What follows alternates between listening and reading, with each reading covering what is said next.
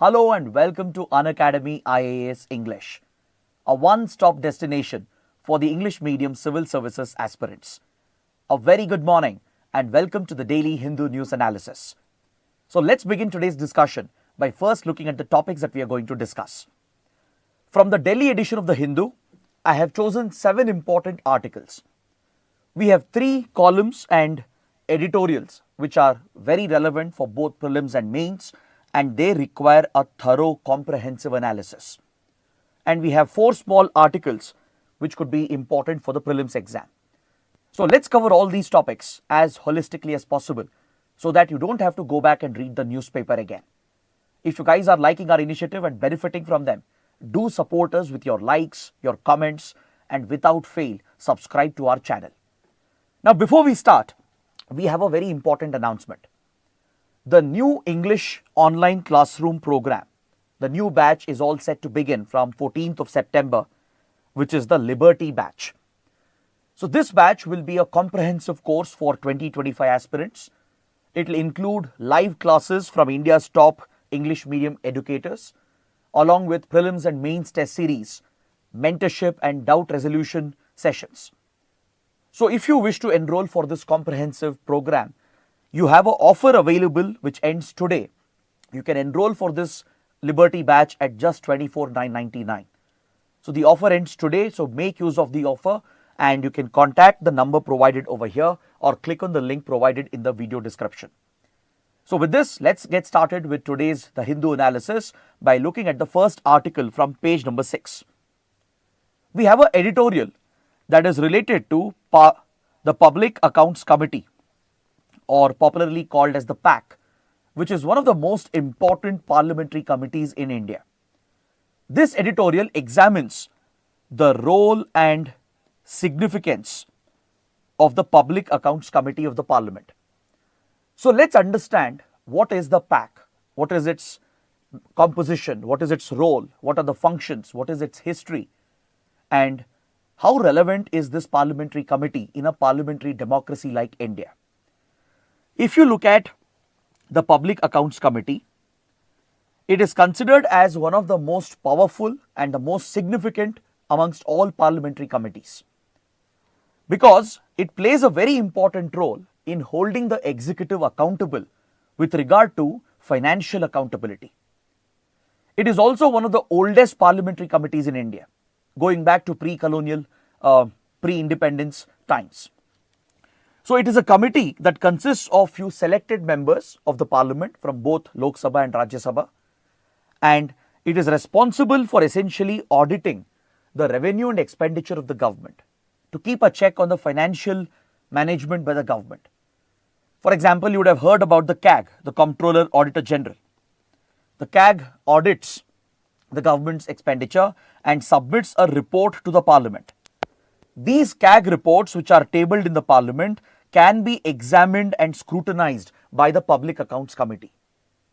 So this allows the parliament to keep a check on the executive, which is the very foundation of a parliamentary democracy. Because according to the Constitution of India, the executive is collectively responsible to the Lok Sabha, to the elected chamber.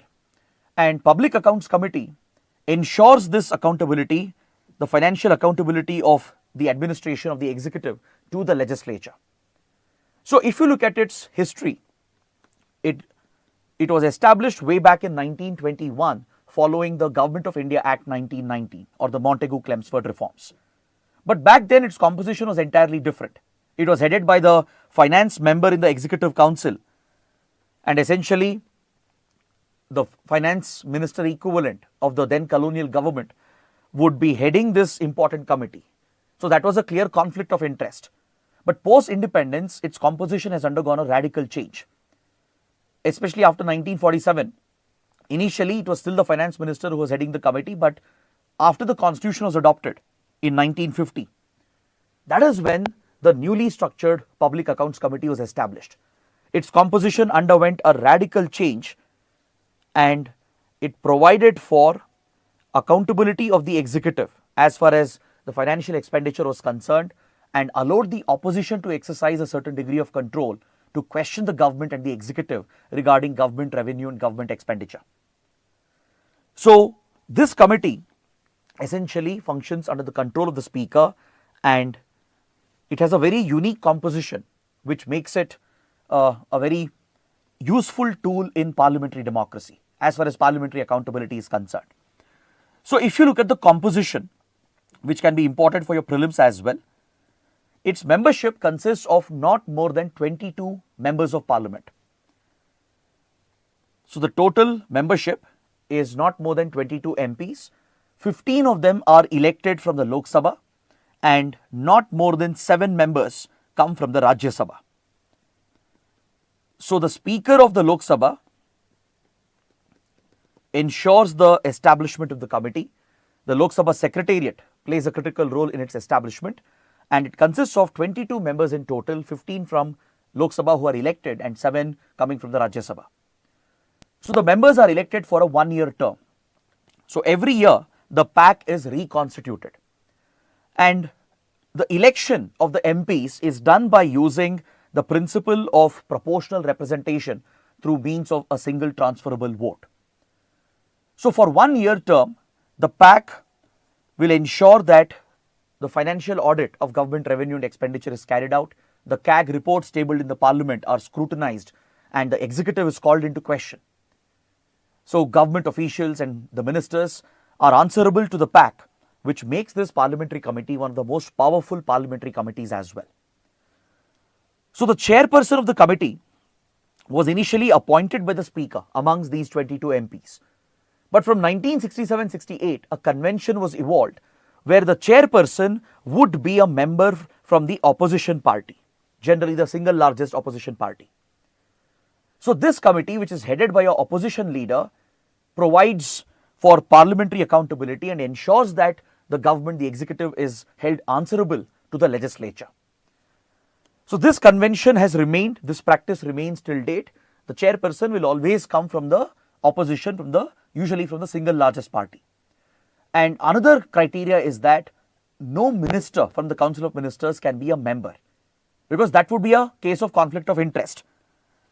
Unlike before, where the finance member of the Executive Council was the chairperson, and later finance minister also was heading this committee at one point.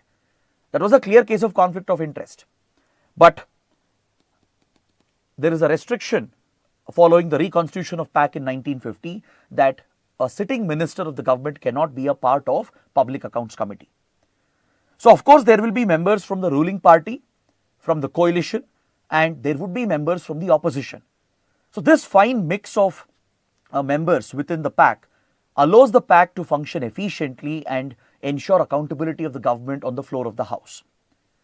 Now, why is this topic in news? That is the question.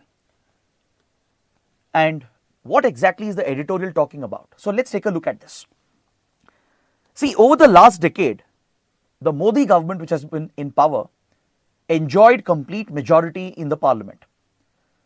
So this generally leads to a belief that when governments have a full majority, it undermines parliamentary accountability, as the government can use the majority of the ruling party and bulldoze the legislations and government revenue and expenditure without facing much questions and scrutiny from the opposition. But now we have a coalition government where opposition's strength has gone up significantly. So this potentially could be good for parliamentary accountability, as the opposition has a better voice, a better strength in the parliament. So in important parliamentary committees like the PAC, the opposition voice will become stronger when you have a coalition government, and especially when the opposition has sufficient numbers in the parliament, because their representation within this committee will also increase. Now, if you look at the newly constituted PAC, recently the Public Accounts Committee was constituted after the Lok Sabha elections. So if you look at its composition, out of 22 members, 13 of them are from the BJP, from the ruling party. There are few from the coalition as well. But the opposition gets around 9 seats. The opposition has a total of 9 seats, with 13 belonging to the BJP and the coalition, and this allows the opposition to question the government and to check the financial irregularities which might have occurred during government expenditure. It ensures better scrutiny of CAG reports and provides for greater financial accountability of the executive. So this newly constituted PAC has already notified certain subjects based on CAG reports which will be scrutinized with great detail. And the PAC has gone beyond its mandate. It has exercised a special rule which allows the PAC to go beyond its regular mandate, to look beyond the formality of just government expenditure, and it has identified 5 critical subjects for a suo motu investigation. On its own, the PAC is looking to take a detailed look at 5 important subjects that goes beyond the scope of government expenditure. These 5 identified areas include reforms in banking and insurance sector, and as well as review of centrally sponsored welfare schemes which involves significant government expenditure, then the policies which are implemented in the energy sector with regard to energy transition that India is planning. As there is a greater focus on energy transition towards clean energy, there is significant government allocation going towards energy transition. So PAC wants to take a look and scrutinize these expenditures. But the most important subject which the PAC is going to examine is the review of the performance of regulatory bodies established through parliamentary laws.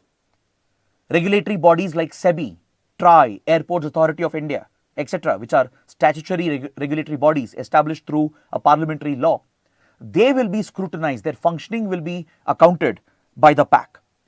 Now this acquires all the more significance given the recent controversy around regulatory bodies like SEBI. There have been reports of corruption and corrupt practices and crony capitalism involving the top leadership of these regulatory bodies. So PAC scrutinizing these regulatory bodies and its functioning can be very crucial in this regard to bring accountability in the system, to check crony capitalism and corruption.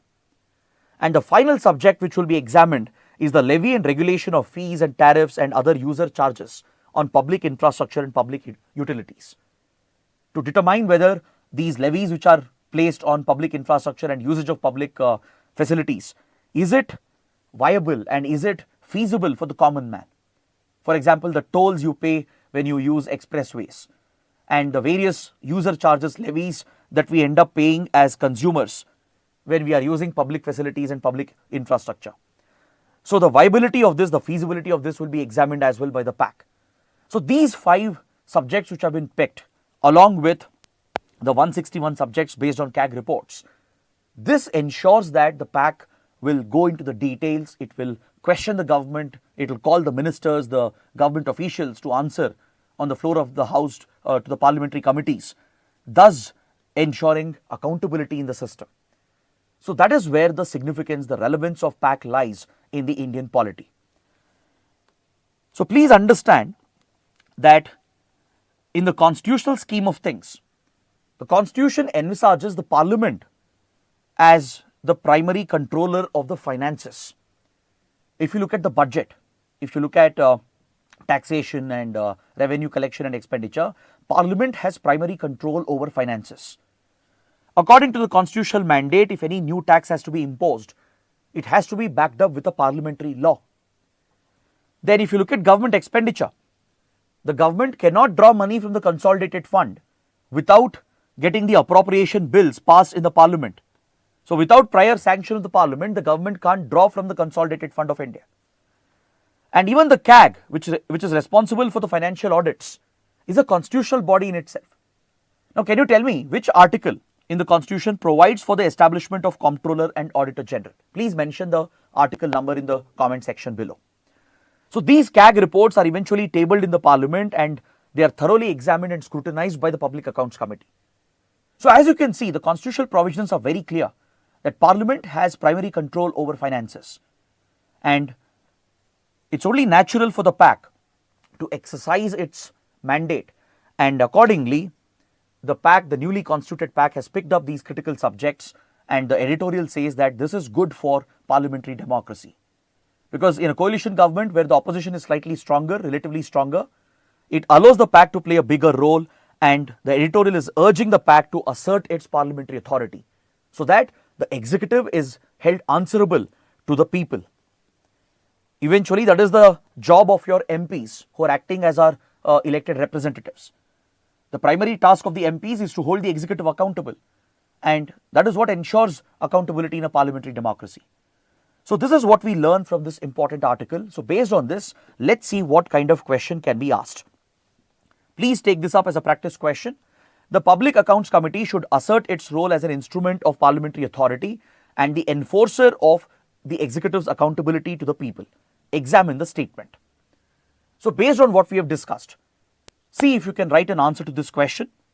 You can talk about the brief history of PAC, the role and significance of PAC and the composition, and point out how Public Accounts Committee is one of the most important and the most powerful amongst all the other parliamentary committees. So that would complete your answer. Now let's move on to the next article. We have a column on the same page, page number 6, that is very interesting and also relevant for economy and international relations. This article is mainly focused on the topic of economic decentralization. The subject of this column is economic decentralization, and it offers a comparison between the decentralization model of India and China. See, it's not referring to administrative decentralization. It's referring to economic decentralization, where states and local governments are asked to play a bigger role to attract investments to drive industrial growth. It's not referring to your Panchayati Raj institutions or governance at the local level. It's mainly focused on economic decentralization, how local governments could be pushed by the center in general to attract more investments and drive growth, and how the model compares with India and China. The reason why this column has been brought out is because Prime Minister Narendra Modi recently brought up this issue. During this year's Independence Day speech, the Prime Minister urged the states, he urged the state governments to compete with each other to attract foreign investments. Essentially, the Prime Minister was putting the onus on the states to drive investments from abroad and to drive growth and to drive industrialization.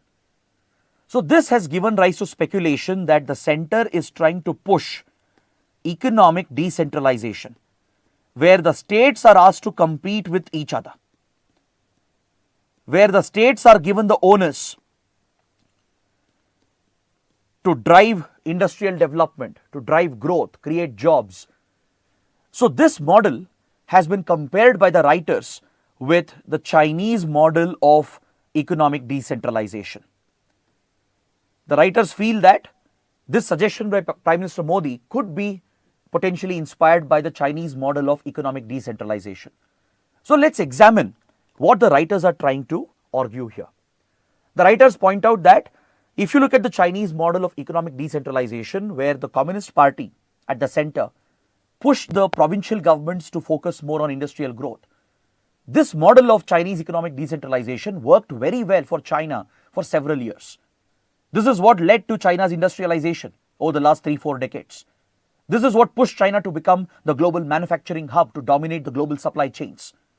But eventually, this model of economic decentralization had a drawback. The writers are pointing out that today China is suffering. There are certain consequences of such economic decentralization. This economic miracle of China has come to an end, which highlights the shortcomings and the flaws in pushing economic decentralization. So the writers are warning the government of India to not repeat the mistake made by China. That is the core argument against the suggestion made by the Prime Minister. So let's understand this topic in more detail, because this could be very important both for international relations and Indian economy. Not just for a mains question in a paper 2 and paper 3, but maybe even a possible essay topic asking you to compare the economic models of India and China. So there you can plug in the topic of economic decentralization and draw a parallel between India and China.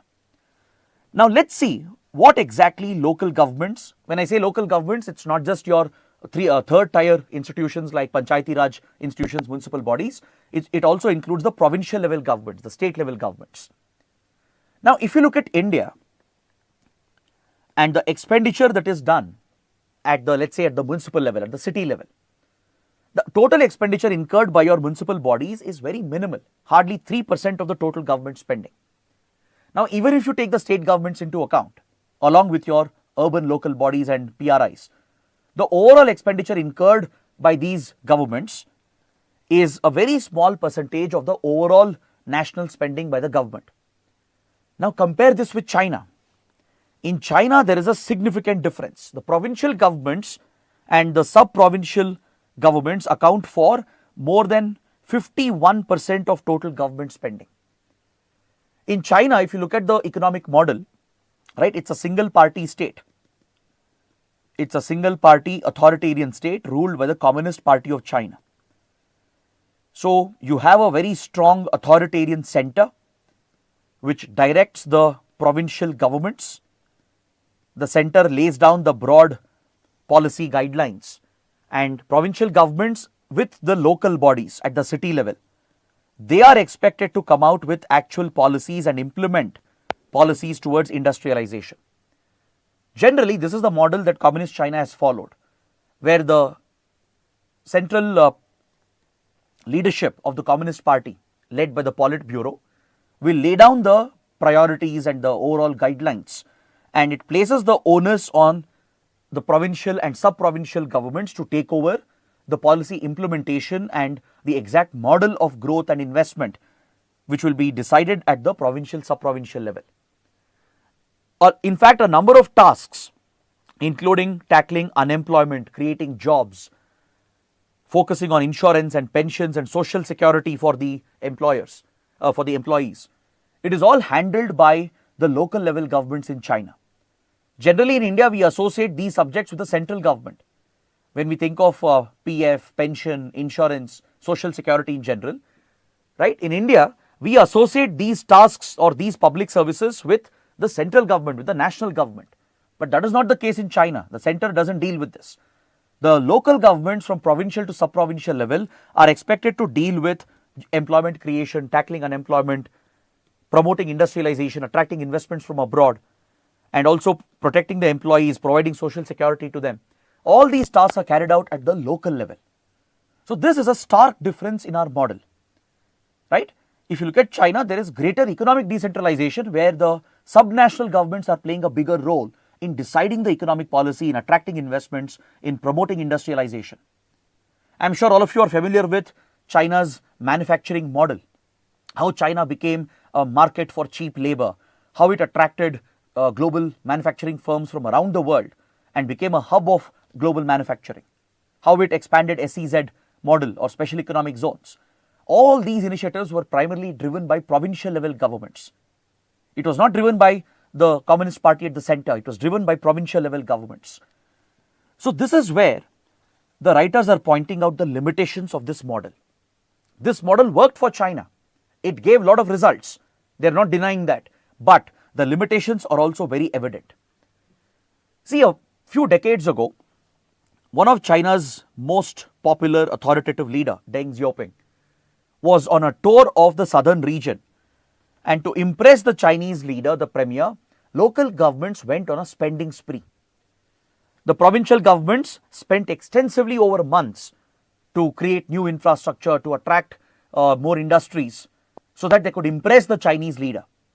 This excessive, massive spending by the subnational governments pushed the center to limit the ability to raise taxes and the ability to carry out expenditure at the subnational level by introducing the tax sharing reforms of 1994. So, what the writers are pointing out is that when you delegate this task and decentralize the decision making with regard to economic policies, including industrialization, it might lead states to overcompete to create more additional capacity than what is needed, resulting in wasteful expenditure.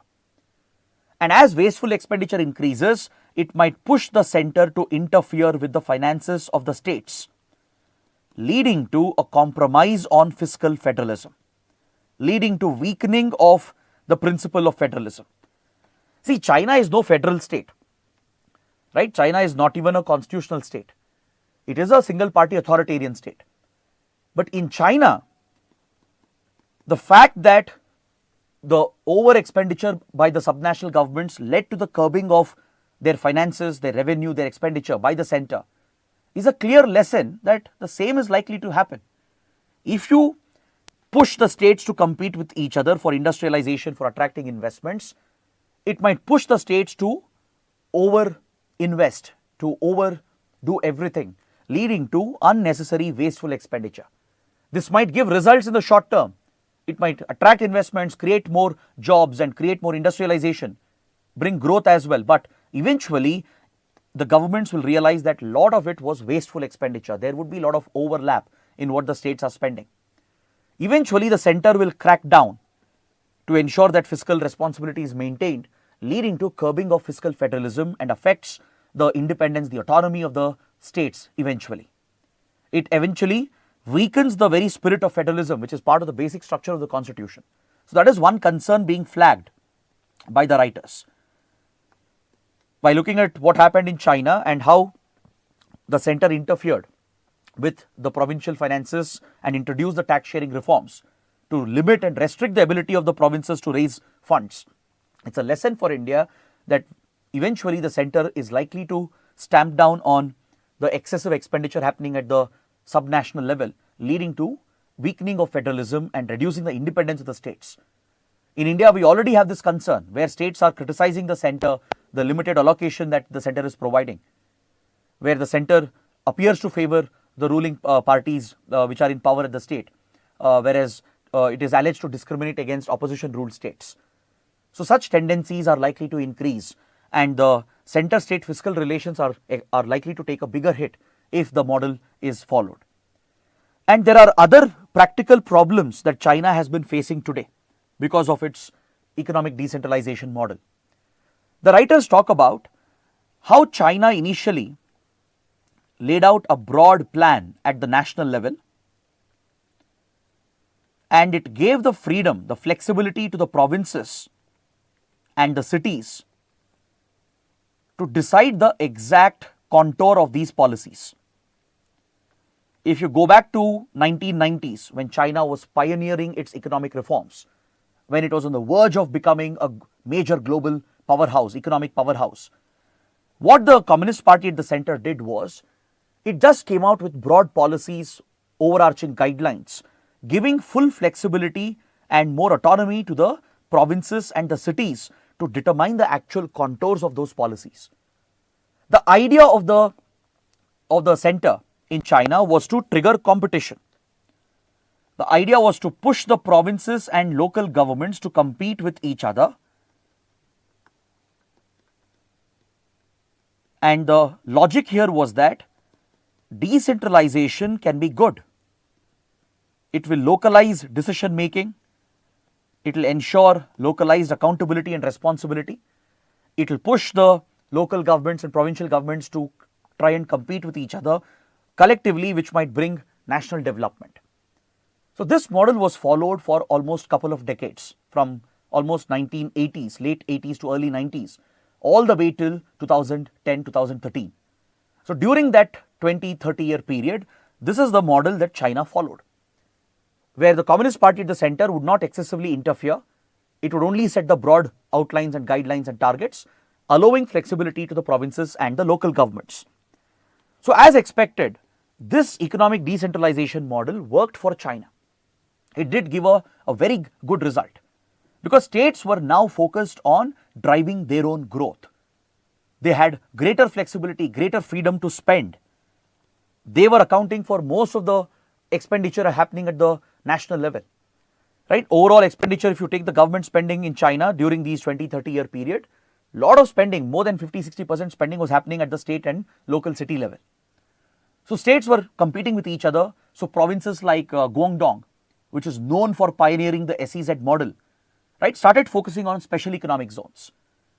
Instead of focusing just on public welfare, social and economic welfare, right, the governments got obsessed with creating industrialization.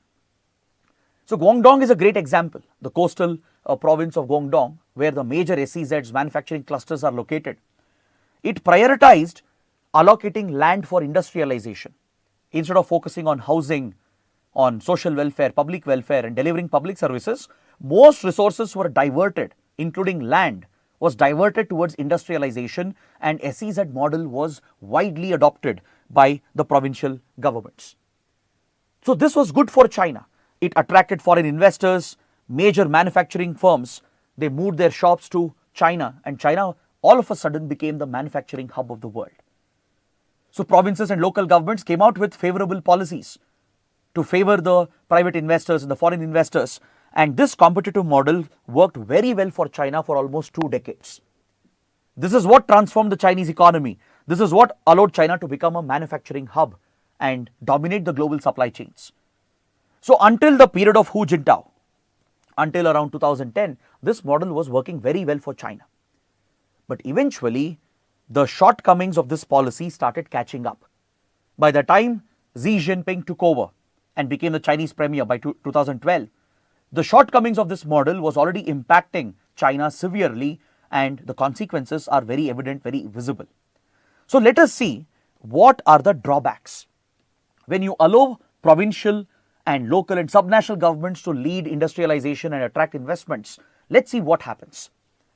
One problem is that states and local city governments, they may not be mindful of national priorities. They might end up spending more, creating more capacity than what is required. Let's say in every industrial sector, there is a certain capacity which is needed to match the demand in your country, the domestic demand, and also to promote exports so that you can sell your goods in foreign markets. But what if every province, every city over-invests, if they overdo it because they're competing with each other? It's an intense competition between them. What if they overdo it, creating excess capacity? Over structural capacity is created, leading to a massive surge in supply. If your supply goes up exponentially, way beyond the domestic demand and the export demand, then this will hit your economy eventually, right? It will affect the macroeconomic stability eventually, and that is exactly what's happening in China today. Domestic demand has not caught up with the excess supply. China has struggled in the last few years especially to boost its exports as well. Because in 90s and early 2000, the primary market for Chinese exports were the Western countries. United States, Europe, and other major developed industrialized countries which had the capacity to absorb Chinese goods, they were the major markets for China. But what has happened after 2009? Following the global economic recession, in general, most developed industrialized economies are seeing a downturn. Most developed countries, their economies have saturated, their demands have gone down. So as the demand went down in these countries, the Chinese manufacturing hubs took a hit. They were overproducing. They were producing much more than what was the domestic demand in the country and the export demand in the developed countries. So why do you think Xi Jinping launched the ambitious BRI initiative, the Belt and Road Initiative? Xi Jinping pioneered the BRI with the intention of establishing better global connectivity to reach new markets. The idea behind BRI, or One Belt, One Road, which is to build roads and railway lines and oil pipelines and ports and airports around the world, especially in Asia, Africa, Latin America, even in Europe, is primarily to connect China with all the markets in the developing world and even in the underdeveloped world. Why else would China invest billions of dollars? Of course, there is a strategic motive, but there was a primary economic motive. The economic motive was to create the demand, because the Chinese manufacturing economy had an overcapacity. Because of excessive competition between the provincial and local governments, they had invested more in industrialization, created more industries, more manufacturing capacity than what was actually necessary. So as demand fell in the developed countries, as the markets were no longer viable for China, it had to find new markets. It had to reach out to other developing countries, emerging economies, and even underdeveloped countries. And that is why the BRI was conceptualized. Apart from the strategic motive behind BRI, there is a fundamental economic motive to create the markets so China's excess manufacturing capacity can be utilized. So one shortcoming of this policy is you might end up creating structural overcapacity, where You have more industries producing much more than what is actually required in the economy. This leads to wasteful investment. When states are competing with each other, there will be overlaps. They won't be mindful of the national priorities. It will lead to a lot of wasteful expenditure. And it could also lead to a rise in loss-making firms, loss-making entities. So China has been going through this phase over the last decade. From 2013 itself, China started seeing this trend. See, overall, it has been net positive. You can't deny that. Of course, China became a global power because of these policies. The fact that China could dominate the global supply chains was because it was a manufacturing hub. It was because of SEZ model and industrialization. Of course, overall it is net positive for China, but there are serious shortcomings which affects in the long run. So in the coming decades, China is still likely to be impacted by its policy of economic decentralization. When industrialization, innovation, right, when it reaches an overcapacity and it results in overspending, eventually it will push the national government, the center, to intervene and micromanage the spending at the state and provincial level. That's what happened after Xi Jinping came to power. Xi Jinping, who has an authoritarian tendency, started concentrating more power in his hands. Not just political power within the Communist Party, but even economic power was centralized, leading to restriction on the finances of the provinces. So today provinces are not able to raise their own taxes and spend the way in which they want, which limits the autonomy, financial autonomy, and weakens federalism. Of course, again, I am reiterating, China is not a federal state, it's not a constitutional state at all.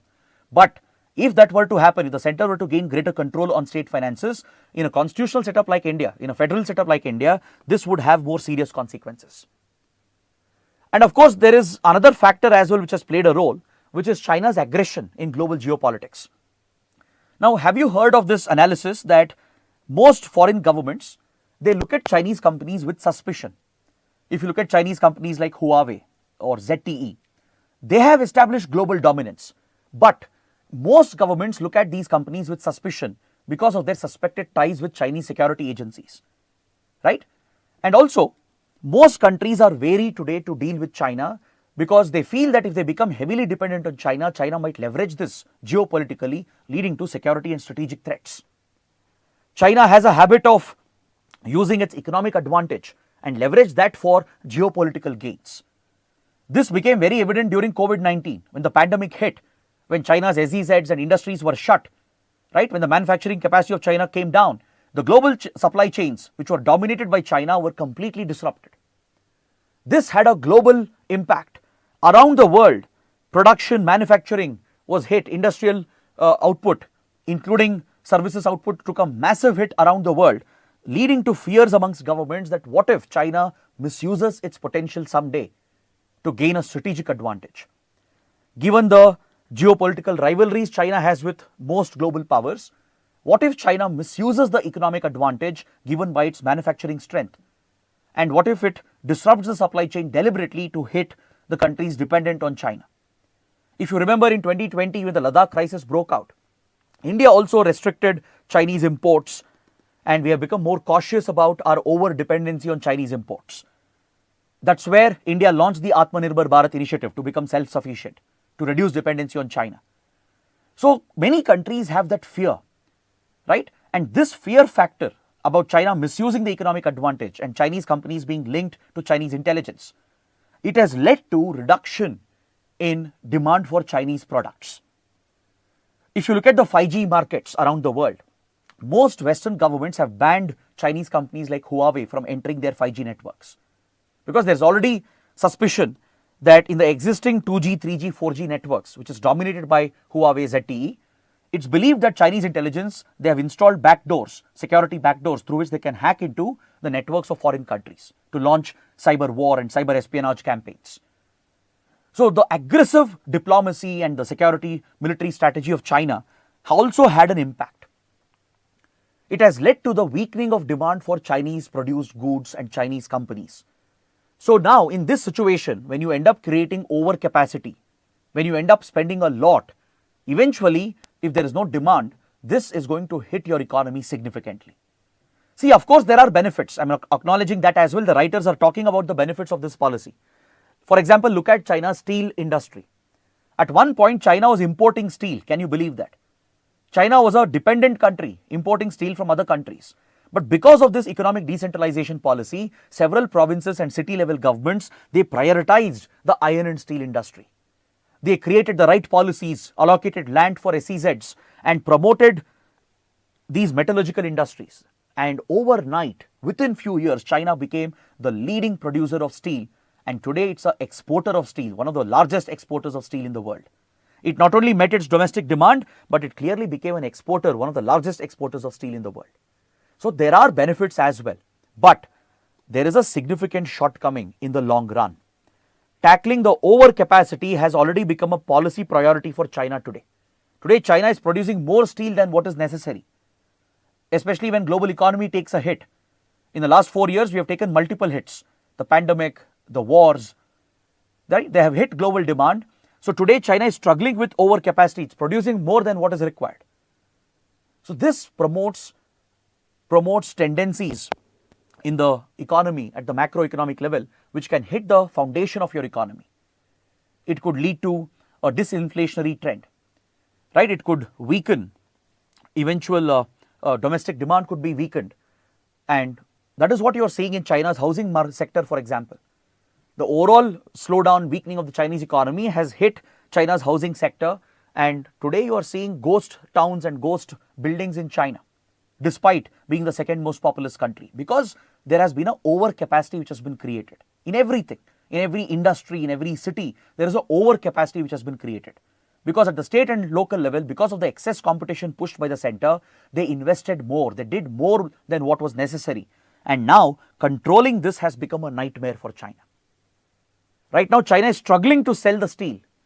It's overproducing, it doesn't know where to sell.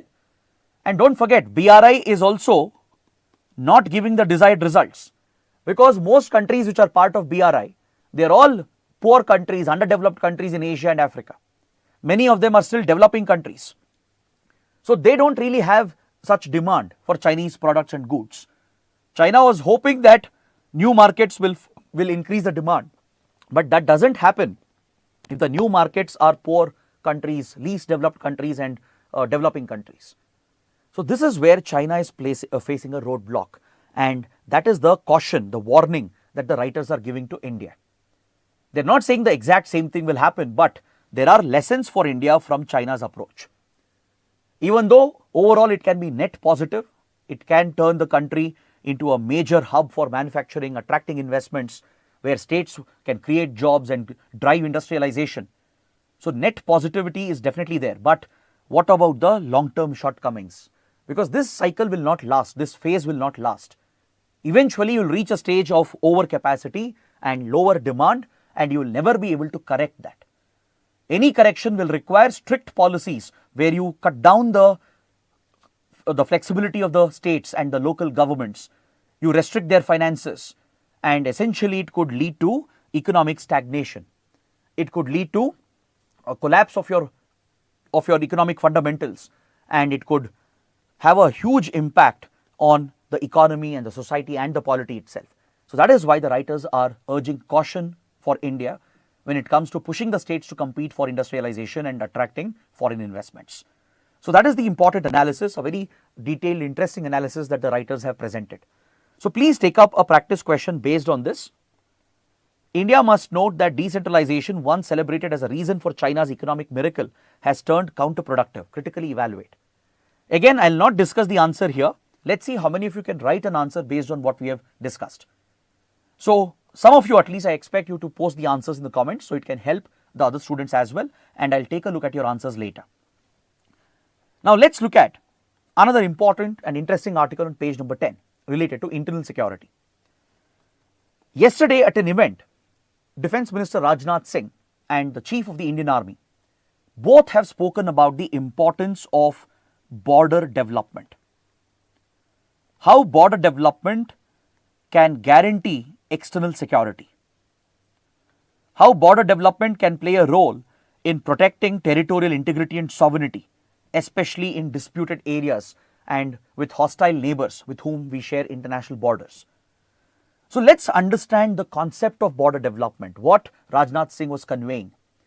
There is a very important concept that you need to understand here, how border development can improve border management, how it can help in dealing with the cross-border threats, the security threats, how it can guarantee our external security and secure our territorial integrity. That is what we need to learn. See, in border areas, there will be number of border villages, because generally border areas are very remote. If you look at India's land borders from Pakistan to China, Nepal, Bangladesh, Myanmar, right? Most of the land borders of India, they are very remote with limited connectivity. Most of the border areas have a difficult terrain and topography. Like for example, if you look at the section of India-Pak international border towards Gujarat, Rajasthan, it's largely a desert area, arid desert area. Very less population, very little economic activities, very little livelihood opportunities available, lack of infrastructure, lack of growth and development. Let's say you move towards the border areas of Punjab, right? You have densely populated areas, primarily agricultural economy, agrarian economy. And as agriculture faces a lot of risks, farmers who are suffering from losses could become vulnerable and prone for depression, eventual addiction, which in a way played a role in the drug addiction in Punjab, as cross-border drug trafficking from Pakistan, Afghanistan played a critical role in destabilizing the state of Punjab. If you look at Jammu and Kashmir, right, along the line of control, the LOC, and if you look at the sensitive border locations, right, there are several border villages present, very tough terrain and topography in the Himalayas, which enables infiltration from across the border, which allows the terrorists backed by Pakistan to easily hide and infiltrate into India and launch major attacks against India, and even get some local support, because in general the locals might have some resentment against the state where there has been a separatist war going on. So you look at any border state like this, be it Uttarakhand, Sikkim, Arunachal Pradesh, or Tripura, Mizoram, the border villages which have a difficult terrain and topography, essentially difficult geography, which are remotely located with limited connectivity and limited economic opportunities. When connectivity is limited, economic opportunities will also become limited. And I am not talking only about physical connectivity like roads and tunnels and bridges and railway lines or airports. I am also talking about digital connectivity, because today mobile internet connectivity can also drive economic activities. So most border areas which are remotely located with a difficult geography, they have very limited connectivity. So this suppresses the economic opportunities available in border areas. So as a result, people will struggle for jobs. They will not have a stable livelihood. They will not have a good standard of living. So because of this socio-economic situation in border villages, either of two things will happen. One, the local population will start migrating. You will witness a significant out-migration from border areas towards large cities, towards the interior of the country. Why? Because this is where economic opportunities lie.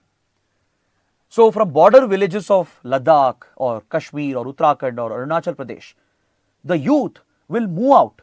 They'll go to Kolkata, Delhi, Bengaluru, Hyderabad, Mumbai, where there are better opportunities to study, to work, to get better jobs, to improve their standard of life. So out-migration will increase significantly, and if you don't arrest this trend, within few years, few decades, the population in these border villages can fall drastically. You will witness a significant depopulation of your border areas which are critical. Essentially, ghost villages will come up. Villages will be filled with old aging population, and within a generation, you are staring at depopulated villages as most of the youth have migrated out of here. That is one likely possibility. The other possibility is that the youth who have been affected by the lack of development, they will perceive this as the neglect of the government. In these border areas, they see that the government is far away, focusing on cities, focusing on other states, driving growth and development in other parts of the country. But the youth here may not be receiving any benefits. So they feel isolated, they feel neglected. This could create resentment against the state. And such resentment in border areas is extremely dangerous, because this can be capitalized by your enemies. Either a hostile state, their armed forces, their intelligence agencies could exploit the resentment, or extremists who are operating in these areas, or criminals who are operating in the border areas, smuggling drugs and weapons, etc. They could exploit those people, turn that resentment into hatred against the state, and use that for their activities targeting our country. A hostile intelligence agency like Pakistan's ISI can easily turn this resentment to create local support for insurgency. Terror groups, insurgent outfits, and organized criminal cartels can easily exploit the locals, use their resentment to create local logistical support for their acts of terrorism and illicit criminal activities. So those who are struggling for their livelihood, they would willingly agree to smuggle drugs or smuggle weapons or provide shelter for terrorists, right? Because there is a monetary reward involved. So this is the risk you face. And more importantly, depopulated villages, if there is out-migration, could weaken your claims in a disputed territory. Imagine in a disputed area, look at the disputed border between India-China or India-Pakistan. In such areas, when you have a village which is depopulated with very less population, this essentially weakens your claims, your territorial claims, right? So that is the reason why border development is critical. Developing the border villages is important, not just to arrest out-migration, but also to create opportunities, to improve the overall standard of living, provide better facilities through better infrastructure, through local economic growth and development. So you can keep the population within those villages and border areas, keep them satisfied, keep them happy. And this plays a role in promoting patriotism. You can ensure that the border community remains in favor of the state, in favor of the government, the security forces, and they can become the eyes and ears of our security and intelligence agencies. Because you can't expect border guarding forces, armed forces and intelligence agencies to be deployed at every nook and corner of the border. When you have thousands of kilometers of boundary in a difficult geography, a physical presence everywhere or even deploying technology for surveillance is not feasible everywhere. So local community becomes the eyes and ears of the state. For intelligence agencies, border guarding forces, the army, the locals play a critical role in observing suspicious activity of the enemy. If there is a sudden enemy troop movement or deployment or any infiltration of suspect extremists or smugglers, local people are the ones who might catch this act, and if they are in favor of the country, right, they will report this. If they are trained, if they are aware, they will report this, passing on sensitive intelligence to the security agencies, which could be valuable in ensuring our national security. That is why the best way to ensure effective border security is to focus on border development. So India has two major initiatives in this regard. That is what Rajnath Singh and the army chief have spoken about yesterday. One is the Border Area Development Program, BADP, launched by the Ministry of Home Affairs, because Home Ministry is the nodal ministry for border management and border development. Because these tasks are subjects under internal security. Both border security, border management are part of internal security, which is the responsibility of the MHA, the Home Ministry. So MHA is responsible for border development and border security, and it launched a program called Border Area Development Program back in the 1980s as an experiment along the Pakistan border. Following repeated threats from Pakistan, repeated wars and conflicts and constant infiltration from Pakistan, India launched this program to provide better development in border areas facing the Pakistani border, all the way from Gujarat till Jammu and Kashmir. This program saw tremendous success, where Center was funding specific development programs by working with the concerned states and districts. Specific allocation would be made for better infrastructure, for economic opportunities, for rural development. And this played an important role in improving the development indicators in these border villages facing Pakistan. Following the success of the program, BADP was expanded to all the borders of India. So all the states and districts bordering our neighboring countries, bordering China, Myanmar, Bangladesh, Nepal, Bhutan, all these states and the border districts were covered under BADP. It's an ongoing initiative. Apart from that, recently the Modi government has launched another new initiative called Vibrant Villages Program, launched in the last year's budget, in 2023 budget. This program is a counter to China's Model Village Program. China has launched a program called Model Village Program, where it is creating these so-called model villages near the disputed border. Some of them have come up on territory claimed by India, where China has created advanced infrastructure and facilities, and it has even repopulated these areas.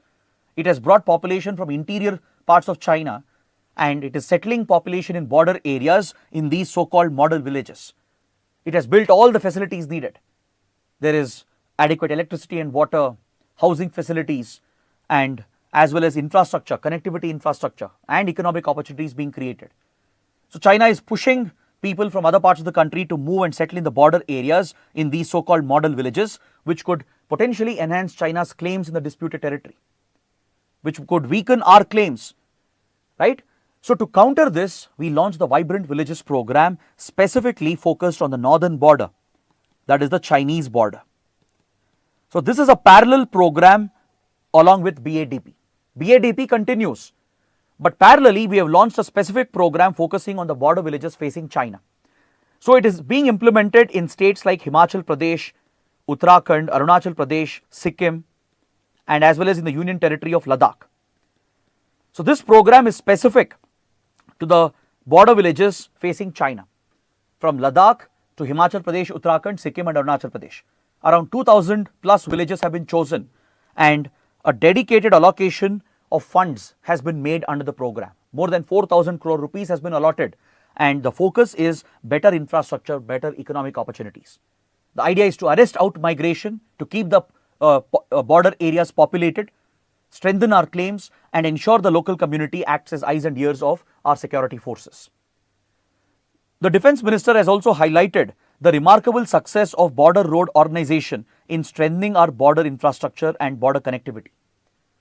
Rajnath Singh has pointed out that BRO has constructed more than 8,500 kilometers of road in very difficult areas, including in the Himalayan terrain. It has built several permanent bridges and tunnels, including the strategic Atal Tunnel, the Sela Tunnel, and the upcoming Shikun La Tunnel, which is all said to be the world's highest tunnel. So please make a note of these three tunnels and identify their locations and their strategic significance. That's another exercise for you. Find out where Atal Tunnel, Sela Tunnel, Shikun La Tunnel have been constructed. What is their significance? Please let me know. And also don't forget, with improved connectivity, it will help in your military deployment to the forward border areas. So there is a dual purpose. It will not only enable economic activities and benefit the local civilians, it will benefit the armed forces, particularly the army, to quickly mobilize troops when you have efficient infrastructure, when you have all-weather roads and tunnels and bridges. It will enable the army to quickly mobilize the troops and equipment to the forward areas to counter any moves by the enemy. That is why border development is extremely crucial in internal security. So now let's take a quick look at the prelim section before we end today's discussion. On the front page, we have an article referring to a very important government scheme, Ayushman Bharat. I'm sure all of you have heard about Ayushman Bharat initiative. It was launched in 2018 based on the National Health Policy of 2017. Ayushman Bharat aims at ensuring universal health coverage with the idea of leaving no one behind when it comes to healthcare, especially secondary, tertiary healthcare. So under Ayushman Bharat, two major initiatives have been launched: health and wellness centers around the country to make healthcare more accessible and affordable, and the world's largest insurance program, Pradhan Mantri Jan Arogya Yojana. Under this ambitious flagship program, the Modi government aims to cover nearly 40% of the country's population with an insurance cover of 5 lakh rupees per family per year. This makes it the most ambitious and the largest health insurance scheme in the world. The idea is to cover 55 crore individuals and 12 crore plus families. So under this ambitious scheme, a new update has been introduced and it has been approved by the Union Cabinet. Yesterday, the Union Cabinet has approved an upgrade of Ayushman Bharat Pradhan Mantri Jan Arogya Yojana. So henceforth, senior citizens in families above the age of 70 years will be eligible for an additional 5 lakh cover. And there are no conditions being placed. Irrespective of the socio-economic status of the family, whether you're poor, below poverty line, or middle class, or rich, or upper class, or a former government employee, all senior citizens in the country above the age of 75 years will now be eligible for an additional insurance cover of up to 5 lakh rupees per year. So this is expected to benefit 4.5 crore families and directly help around 6 lakh senior citizens. Now this is a great initiative of the government. This expanded coverage of Pradhan Mantri Jan Arogya Yojana under Ayushman Bharat will truly promote the spirit of universal health coverage, and especially the focus on senior citizens above age of 70 years will go a long way in improving geriatric healthcare in the country. Is that clear? So if you look at the eligibility, there is no socio-economic income criteria which is being placed. All right. So those who are already beneficiaries of government health insurance, let's say government employees, retired service personnel from army and security forces, they already have a separate insurance going on. So they can opt for either one of them. Let's say a retired army Jawan who's above 70 years, or someone retired from a CAPF or a border security force, right? They're above 70 years, they can decide which insurance they'll opt. Either the service insurance which comes with their occupation, right, as part of the service benefit, or they can opt for Ayushman Bharat, either one of them. But for others, it will be an add-on, especially those who are beneficiaries of Ayushman Bharat currently, especially the economically weaker sections. For them, it will be a top-up. They will get an additional top-up. Those senior citizens will individually get an additional top-up for them. It's not for the entire family. But for the rest, it would be part of the family cover itself. Along with the 5 lakh coverage, additional 5 lakh coverage will be given, but that's for the whole family. It's not specific to the senior citizen. But if you look at economically weaker sections who are already beneficiaries of Ayushman Bharat, they will get a top-up exclusively just for the senior citizens. So this truly increases the coverage of the health insurance scheme, and it can have a long-term impact on healthcare, geriatric healthcare in the country. Next, on the same page, we have an article referring to a very important regulator, the Central Drug Standard Control Organization, or CDSCO. According to the article, the drug regulator has recalled a certain eye drop produced by a private pharma company over false misleading claims it had made. These false claims with regard to drugs and medicines, right, it is a violation of the new drug and clinical trial rules of 2019. Pharma companies are tightly regulated by this body. There are strict rules when it comes to promotion of their drugs and medicines, their efficacy, right, the safety as well.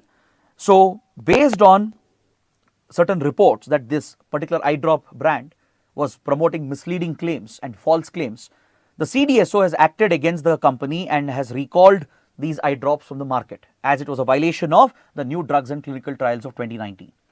Now let's understand a little more about the CDSCO. It is the National Regulatory Authority as far as drugs and cosmetics are concerned. It enforces the provisions of drugs and cosmetic rules and functions under the Ministry of Health and Family Welfare. The Drug Controller General of India heads the Central Drug Standard Control Organization, and it plays a very important role in granting approvals for new drugs, in enabling the conduct of clinical human trials for new drugs, in laying down the standards, the efficacy and safety standards for drugs, and also controlling the quality of imported drugs and working with the state drug control organizations to issue licenses to pharma companies. This is the pivotal role of CDSCO to ensure the safety and efficacy of the drugs produced in our pharma industry. Is that clear? So please take a look at these basic facts. There can be a prelims question. Next, we have an article related to environment and ecology. As you know, we are approaching the winter season, and the start of winter is very bad news for Delhi NCR region. Because every winter during December, January, Delhi witnesses massive smog condition. And part of it is a result of the massive stubble burning which is carried out in the agrarian belt of Punjab and Haryana on the outskirts of Delhi. Apart from other factors, including vehicular pollution, industrial pollution and the unique weather conditions around Delhi NCR, apart from that, one major contributing factor for the deadly smog condition which deteriorates the air quality, right? Delhi registers one of the worst air quality index in the world during the winter months especially. It becomes hazardous to breathe the air in Delhi, right? I'm sure many of you are familiar with that. So stubble burning on the outskirts of Delhi in agrarian belt of Punjab, Haryana is one of the main contributing factors. So stubble is essentially the plant material which is left behind after the harvest of a crop. See, in Punjab, Haryana and in the agrarian belt over here, the cropping season comes to an end in another few weeks, and farmers have very little time to clear the crop land and pave the way for the next cropping cycle. So once they harvest the crop, which is essentially wheat, the stubble is left behind in the ground. The stub of the plant with the root is left behind. Now this has to be cleared as quickly as possible because they have a very short window to start the next sowing season. So as a result of the shortage of time, farmers find it difficult to clear the stubble manually. Plus they have to employ manual labor, which increases their cost. So what most farmers do is they take a shortcut. They resort to the traditional practice of slash and burn cultivation or jhum cultivation. They basically set fire to the farm to burn the stubble entirely. Now this practice is unsustainable in an overpopulated world. It leads to excessive pollution, greenhouse gas emissions, and all the particulate matter, the aerosol which accumulates, eventually gets dumped in the Delhi NCR region, contributing to severe smog condition and massive deterioration in its air quality. So tackling and preventing stubble burning has been a priority for governments, the state governments and the center. So one solution is spraying bio-decomposer over the stubble. A bio-decomposer is basically a microbial liquid. There is a unique decomposer which has been developed by the Indian Agricultural Research Institute to solve the problem of stubble burning in the most cost-effective manner, in the most simplest manner. The IARI, Indian Agricultural Research Institute, has developed a unique liquid.